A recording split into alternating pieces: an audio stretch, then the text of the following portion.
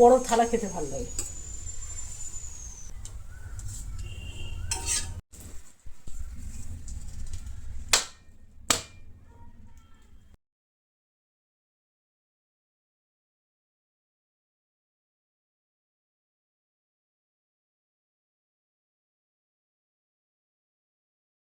বন্ধুরা, আজকেও আমাদের এদিকে পড়ছে বৃষ্টি। এই যে দেখতে পাচ্ছেন বৃষ্টি পড়ছে। আর আমার অনেক কুমড়ো শাক হয়েছে, তো ভাবছি কিছুগুলো তুলে নিই। চলুন আপনাদের একবার দেখাবো। আজ আমার রান্নাঘরে বানানো হবে কুমড়ো শাকের নিরামিষ তরকারি।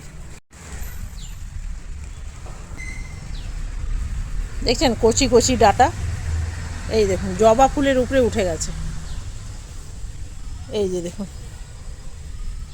এইদিকেও আছে, আবার এই দিকেও আছে। তো জঙ্গলটা যেহেতু বৃষ্টি পড়ছে, জঙ্গলটা অনেক বেড়ে গেছে, ওই দিকেও হয়েছে। তারপর ফিরে আসছি, কাটা দেখাতে গেলে অনেকটা সময় চলে যায়।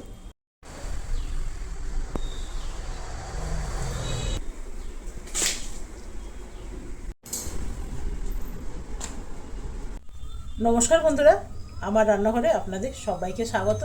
আজ আমার রান্নাঘরে কি হচ্ছে সেটা তো আপনাকে বললামই। আজকে দুটো রান্না করব, দুটোই কিন্তু একদম মশলা ছাড়া রান্না। যদি আপনাদের পছন্দ হয় তো আপনারা ট্রাই করতে পারবেন। এই যে দেখুন, কুমড়ো শাকটা কেটে নিয়েছি, আর এখানে কেটে নিয়েছি আলু। আর আমার শিম গাছও ছিল, সেই শিম গাছে দেখছি 10-12খানা শিম ধরে আছে। তো এই জন্যে শিমগুলো একদম আলু ভাজার মতন কেটে নিয়েছি, একদম ছোট ছোট টুকরো করে নিচ্ছি যাতে শাকের সাথে মিশে যায়। আমাদের এখানে কীর্তন হচ্ছে হরে কৃষ্ণ, আপনাদের আওয়াজ আসছে নিশ্চয়। আর কোনো এখানে সবজি দেবো না, আর এটা একদম বিনা মশলায় বানাবো, দারুণ হয়। তো চলুন রান্নাটা শুরু করি। নিয়ে নিয়েছি একখানা কড়াই। এই কড়াইটা আমার পছন্দের কড়াই বলতে পারেন। কড়াই আমার অনেক আছে জানেন, স্টিলের কড়াই 2-3টে আছে। যেহেতু এটা অনেক মোটা কড়াই, আপনারা দেখে বুঝতে পারছেন এই রকম মোটা। এটা গরম হতে 10 মিনিট সময় নেয়, আর এটা রান্না করতে আমার ভীষণ ভালো লাগে। এর মধ্যে কোনো মানে নন স্টিক না, এটা এটা ফুচুরা কোম্পানির। এখানটা একবার আমার পুড়ে গেছিলো, তো তারপর উঠা থেকে এমনি হয়ে গেছে। আর আমাকে বেশি এই কড়াইটাই রান্না করতে দেখবেন। এই কড়াইটা আমার কি জানি কেন পছন্দে এত ধরেছে, ভালো জিনিস থাকতো আমি এটাকেই নেই। এক একটা দেখবেন জামা কাপড়ও এমনি হয়, আপনার অনেক জামা কাপড় আছে কিন্তু একটা জামা কাপড়ের উপরে আপনার কমজোর বেশি, ওইটাকেই সব জায়গায় পরে যাবেন, মনে হবে দেখে মনে হবে যে আপনার নেই। তো আমারও সেই অবস্থা। এখানে মাছ ভিজতে দিয়েছি, এটাও করে নেবো। এটা করব বিনা মশলায়।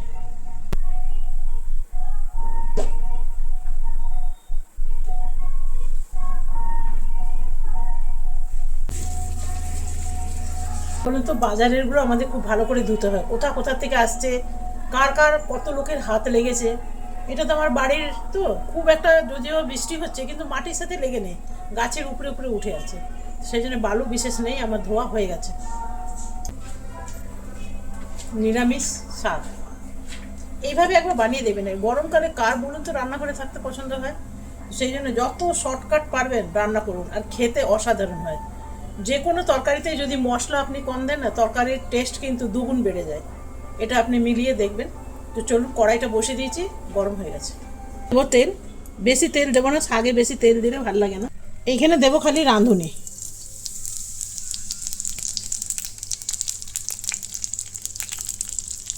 আলুগুলো দিয়ে দেবো, এইখানে দিয়ে দেবো নুন, আর দিয়ে দেবো হলুদ, ব্যাস। আর কোনো মশলা পড়বে না। এরপরে আলুগুলো আমি সামান্য একটু ভেজে নেব, ব্যাস। আর ভাজবো না। এরপরে কিন্তু দিয়ে দেবো জল। একবার এইভাবে বানিয়ে দেখুন, আর মশলা দিয়ে খেতে আপনি ভুলে যাবেন। আলুগুলো একটু সেদ্ধ হয়ে যাক।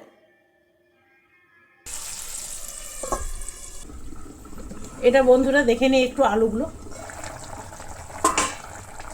রাঁধুনির যা সুন্দর গন্ধ উঠছে না, আপনাকে বলে বোঝাতে পারবো না।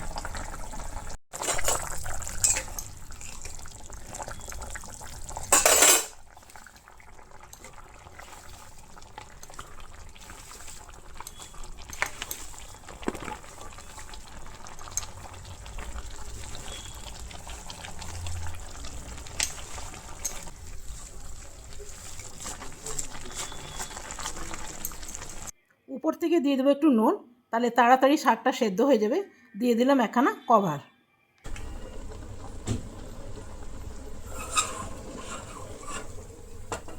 শাকটাকে এদিকে করে দিলাম, আর এইদিকে করে নেব মাছ।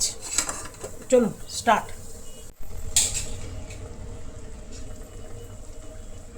এইগুলো করব একদম বিনা মশলায়। এখানে দিয়ে দেবো নুন, এটা দিয়ে দিলাম হলুদ। প্রায় দিনই তো আমাদের ঘরে মশলা সব সময় খাওয়া হয়, দেখে হয়ে গেছে।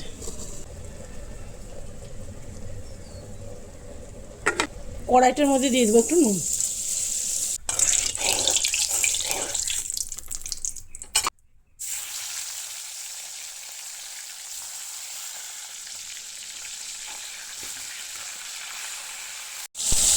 এইখানে দেবো একটু টমেটো, চেরি টমেটো, লঙ্কা। কাঁচা লঙ্কা খুব একটা দিলাম না।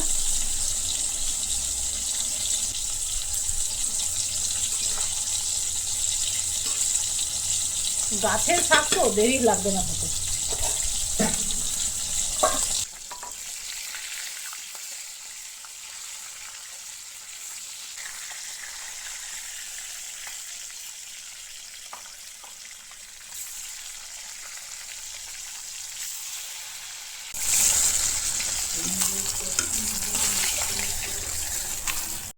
কড়াইয়ের মধ্যে দিয়ে দিলাম অল্প সামান্য নুন। মাছের পেটিটা বেশ বড়, যদি সেটে গিয়ে ছিঁড়ে যেতে পারে, তো সেই জন্য একটু নুন দিয়ে দিলাম, তাহলে ছাঁটবে না। আর এই নুনটা খেয়াল রাখতে হবে তরকারির সময়।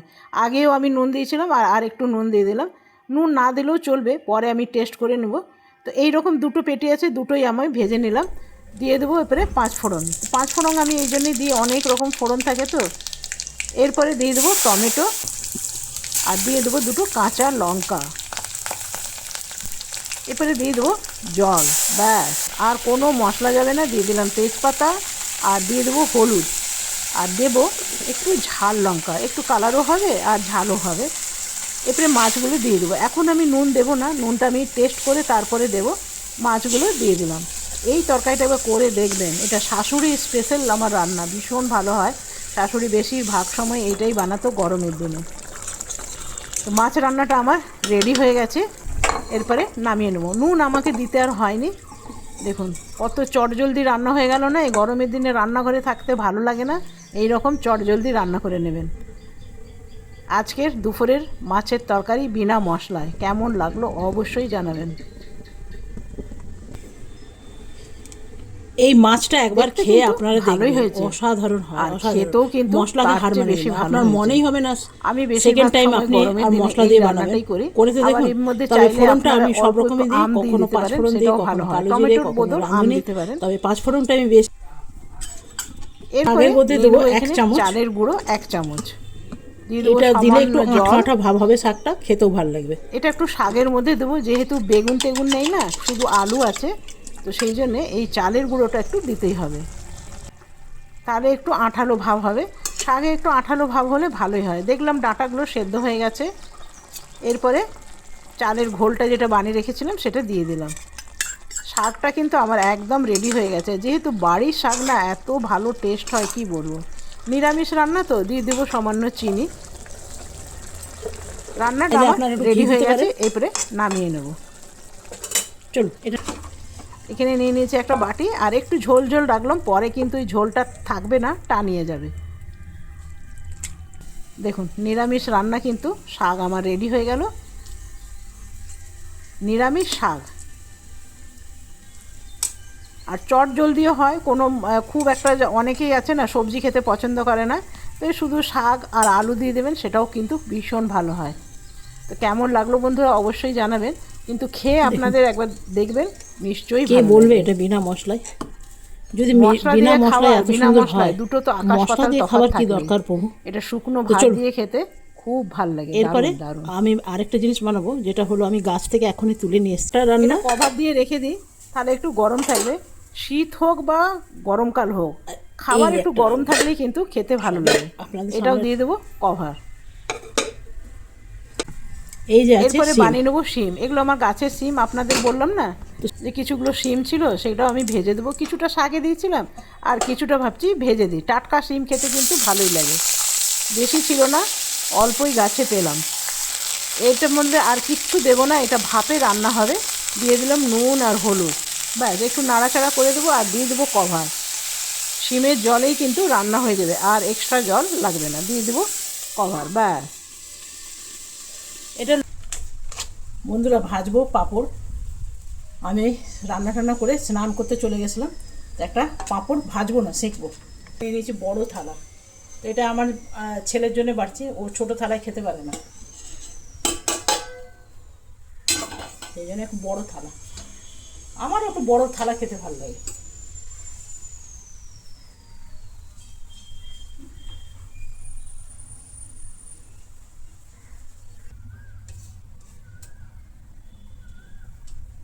এটাকে এবারে মুড়ে দেবো,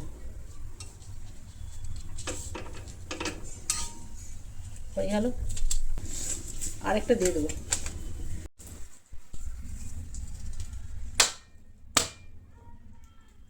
দিলাম একটু শিম ভাজা। বন্ধুরা গরম ভাতে দিয়ে দেবো একটু ঘি, একখানা লেবু।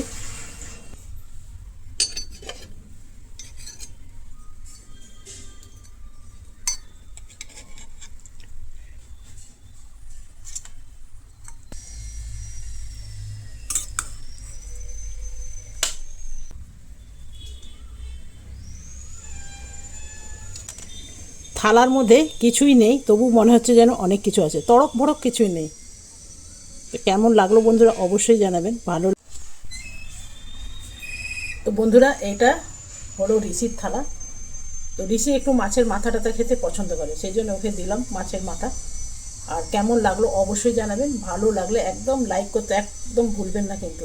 তো চলুন এইভাবে বিনা মশলায় রান্না করে দেখুন, খেয়ে দেখুন, তারপরে আমাকে কমেন্ট করে জানাবেন ভালো লাগলো কি খারাপ লাগলো। আজকের মতন এখানেই শেষ করব, কালকে আসবো আবার নতুন রান্না নিয়ে। আপনারা সকলে ভালো থাকবেন, সুস্থ থাকবেন। Thank you, bye bye. এটা রেসিপি দিন। দেখুন এ হলো বিনা মশলায় রান্না খায়, আর আমিও খাই, আমাদের বাড়ির সবাই খায়। আমরা জাপানিজ। আমরা বেশিরভাগ খাই, কিন্তু মাঝে মাঝে মশলাও দিই। চলুন, সব দিন তো আর খেতে ভালো লাগে না, মাঝে মধ্যে খেতে ভালো লাগে। তো চলুন, বাই বাই।